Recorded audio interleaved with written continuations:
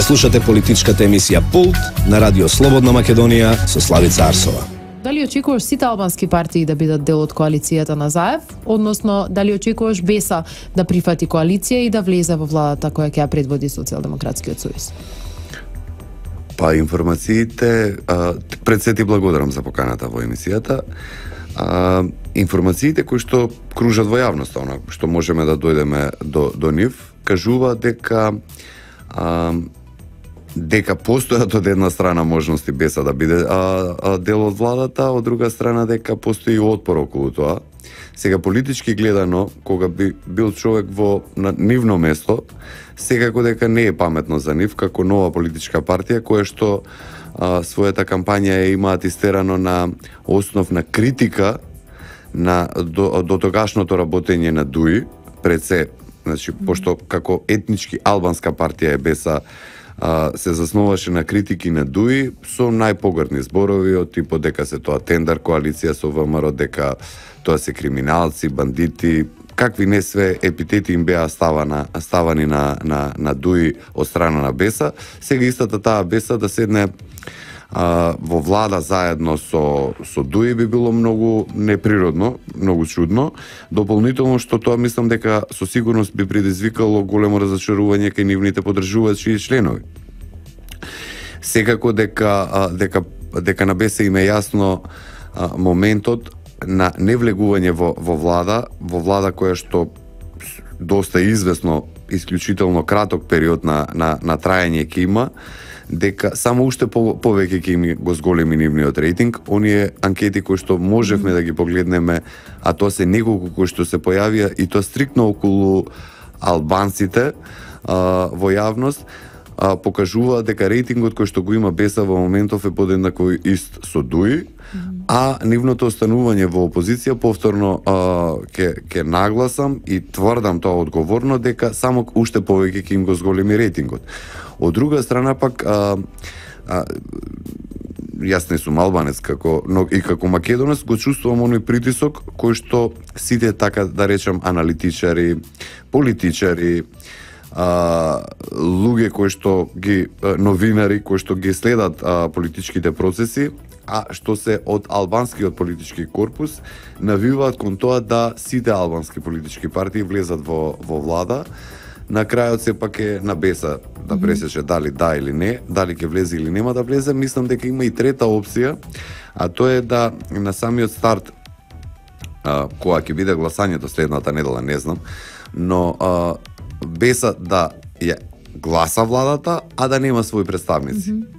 Таква варијанта слушнав дека и за ДПА дури постои, да дадат на самиот почеток да ја изгласаат владата, но подоцна да не гласаат, да бидат контра, да бидат во опозиција.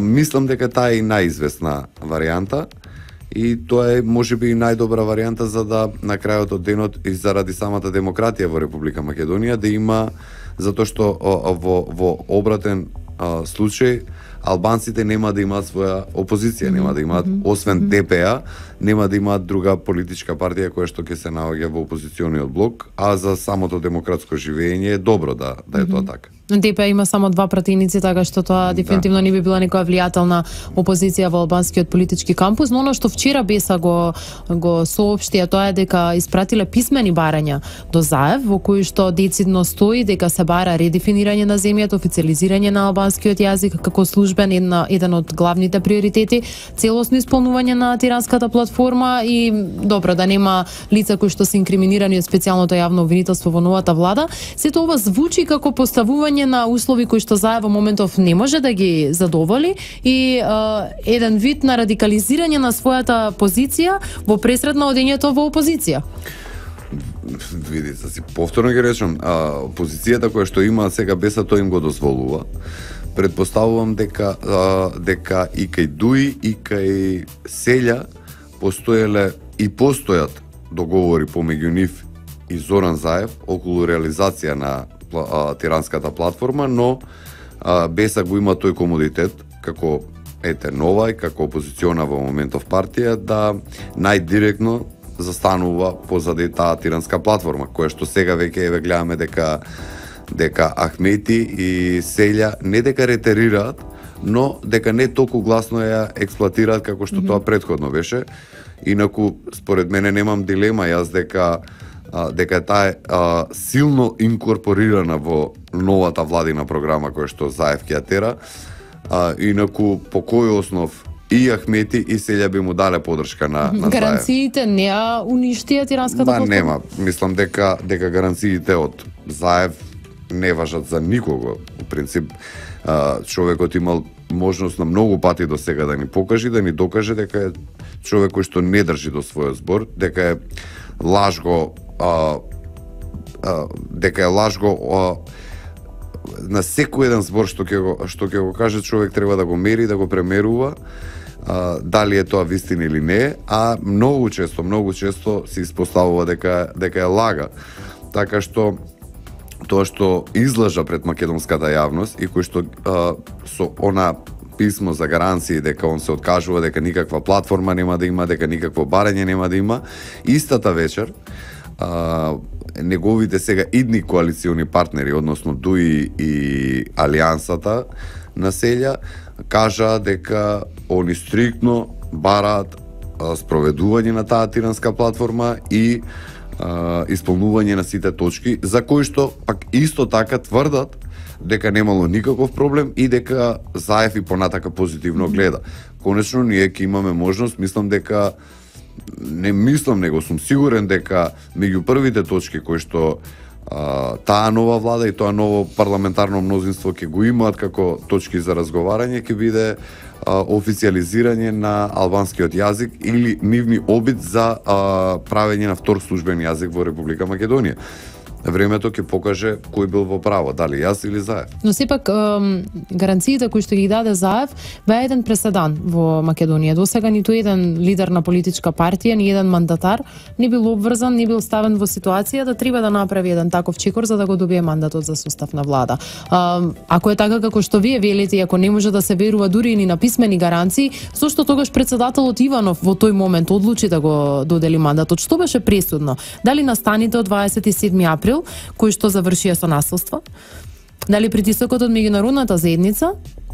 Што беше тоа што го прекрши шефот на државата за да донесе една таква одлука? Мислам дека тука протестите на граѓаните кои што 70-80 дена секојдневно протестираа пред владата и собранието и нивната масовност покажа и докажа дека граѓаните не се согласуваат со таа тиранска платформа и дека пак конечно и 27 април покажа и докажа дека граѓаните се спремни на се да се спротивстават на таа тиранска платформа. Од тука мислам дека не само на Заев, пред се и на неговите спонзори од, како се ја нарекуваат, меѓународната заедница, беа тие кои што имаат направено притисок врз него да даде гаранции. Иначе се работи за, повторно ќе кажам, за човек кој што не само што има криминално минато.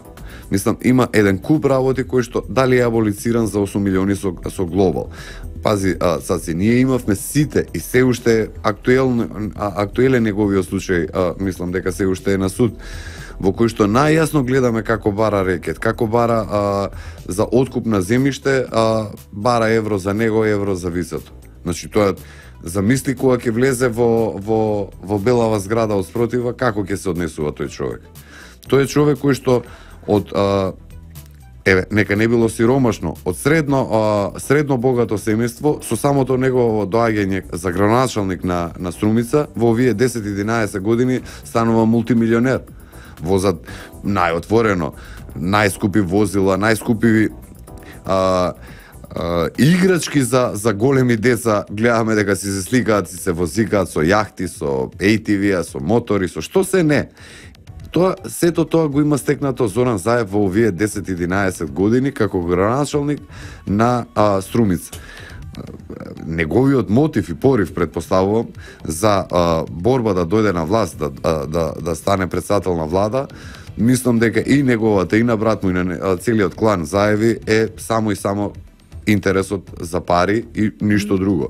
При тоа, покаже и докаже човекот дека за него нема национален интерес, дека за него не постои Македонија, за него не постои македонски национални интереси, дека цената за доаѓање на власт, каква и да е, кога се работи за националните интереси, тој може да ги даде, да ги продаде, да ги оттуги, само за негово доаѓање на власт. Ја слушате политичката емисија Пулт на Радио Слободна Македонија со Славица Арсова.